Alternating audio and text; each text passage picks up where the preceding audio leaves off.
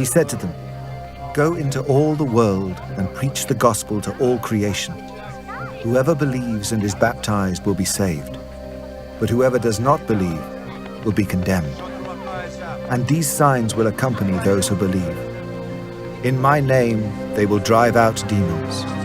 They will speak in new tongues. They will pick up snakes with their hands, and when they drink deadly poison, it will not hurt them at all. They will place their hands on sick people, and they will get well." After the Lord Jesus had spoken to them, he was taken up into heaven, and he sat at the right hand of God.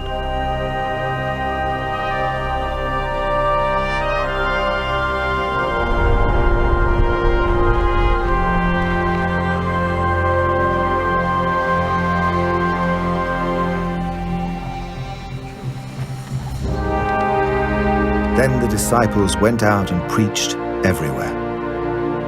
And the Lord worked with them and confirmed his word by the signs that accompanied it.